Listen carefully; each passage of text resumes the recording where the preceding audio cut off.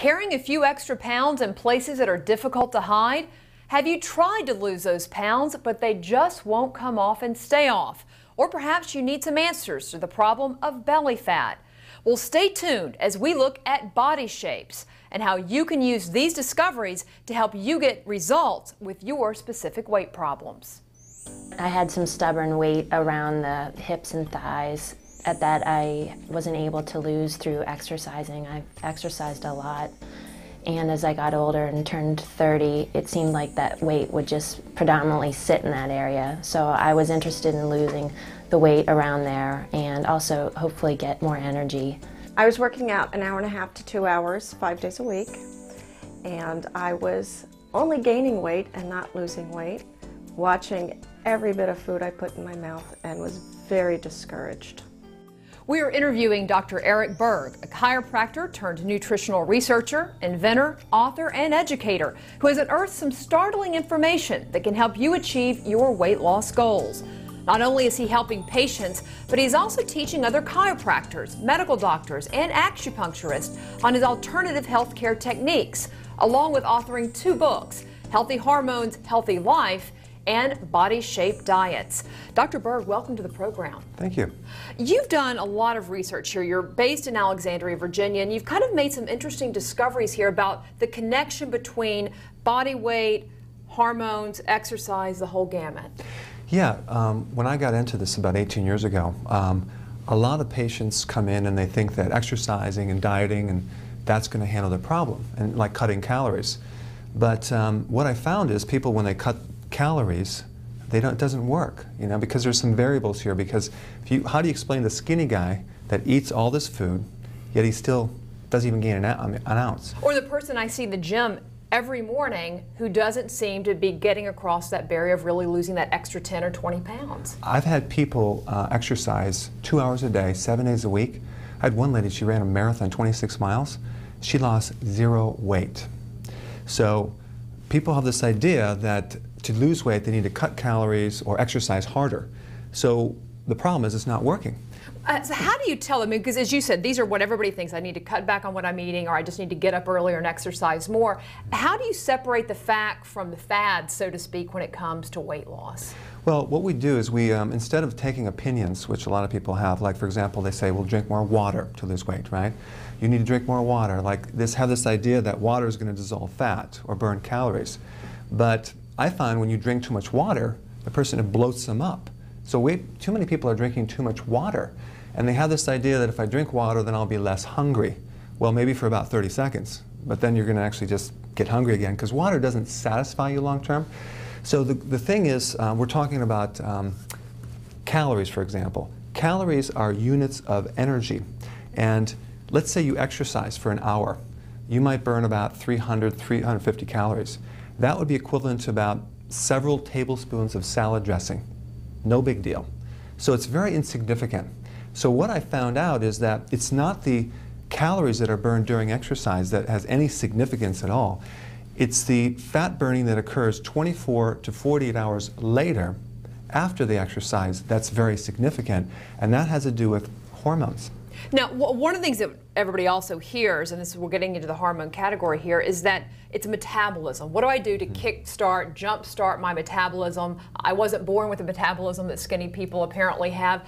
How is that linked to hormones and then weight loss? Good question. One of the things that that controls hormones, basically controls metabolism, is hormones. So basically your hormones control metabolism. So hormones are messengers. They're the communications between different glands, between different cells. They control sleep cycles, how much weight you're losing, how much weight that you gain, hair growth, hair loss. So there's 623 hormones in the body, different ones. What I did is I investigated which one of those hormones are responsible for the fat burning effects. And I've isolated 6 fat burning hormones. And there's 3 hormones that actually make you fat. Each one is triggered by a different thing, like foods and activities and exercise. And I've classified these in a technology that someone can use to be a lot more successful, as compared to having this idea that I need to cut calories or work harder. So you got to basically say, okay, these are the hormones that are causing me problems, or these are the ones that I need more of in certain categories to help me finally lose the weight, that extra, as we talked about, 10, 20 pounds that you just can't get rid of. Exactly. Because, let me ask you, is this affecting everyone? I mean, are these people who specifically are having these problems? Because, as you know, some people don't exercise enough, and that's why they gain weight, or some people do eat the wrong foods, and that's why they gain weight. But you're talking about people who are doing what we all think are the right things, but not getting over the edge. Right. The type of people that come to see me are the people that are trying everything and nothing's working. I mean, some people can lose weight on exercise and dieting, but there's a lot that can't, especially when they get older. Now, the research that you've done, and as you said, you've connected all this to the issue of hormones. Basically, you've come together and you've said there's really 4 basic body types, 4 body shapes, if you will, that everybody pretty much falls into one of these 4 categories if they have trouble losing weight, and that there's certain hormone triggers that can help alleviate each of those problems. First of all, how did you get there? And then I want to go through and talk about these 4 shapes. Well, if you're having a hard time losing weight and you're trying to stimulate your metabolism, my whole thought is, wouldn't it be a good idea to actually find out what controls metabolism, what those hormone triggers are, and really understand them and use them to work for you instead of against you, as compared to going up a hill like this and you're like, it's nothing working, I'm trying harder, it's not working. So the fat on a person's body is distributed by different things. Hormones. So hormones, when they're actually not correct, they will tend to put weight either in the hips or the stomach or the buttocks. They will accumulate at different parts of the body based on what weakness that you have internally. So what I have done is I've taken that to the next level.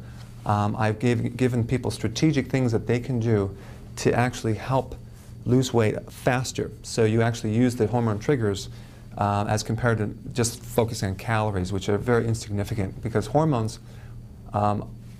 look at calories different. And even like fat, for example, has a lot of calories, but hormones look at them neutral.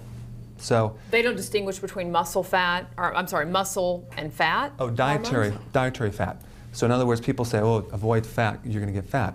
But hormones are not triggered. Fat-making hormones are not triggered when you eat fat. They're a neutral food. So this is goes completely against what most people are taught.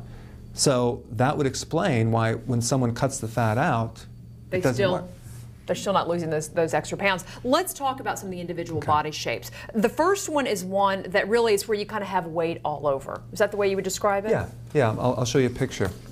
This body shape right here is a type of body shape that I've seen very, very common, and it's not in any one place. It's distributed all over. So it's probably in the neck, and the arms, and the legs. And affects men and women? Absolutely. Okay. Yeah. And what I found when these shapes come in, I've classified them in certain categories. There's 4 main body shapes. I'm going to get into them, but there's some similar things that occur with each shape. For example, in this shape, you tend to have the person that is very, very sluggish and slow and tired. So they tend to be more depressed. They can't get organized. Like at their house, they have all these papers around. They just can't get it together. At their desk at work, they're scattered, they're dispersed. They can't focus. They're a little bit sluggish. They're tired when they get up in the morning.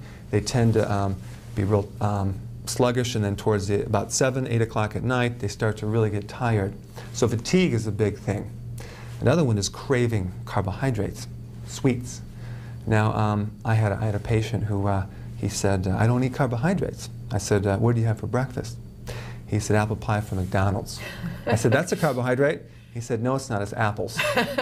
So, is that a common kind of thing you find with people? Yeah, you have to define what a carbohydrate is. So I'll just define it. You have breads, pasta, cereal, cracker, biscuit, waffle, pancake, muffin, donuts, rice, juice, biscotti, alcohol, wine, beer. Those are all carbohydrates. So if you crave any of those things,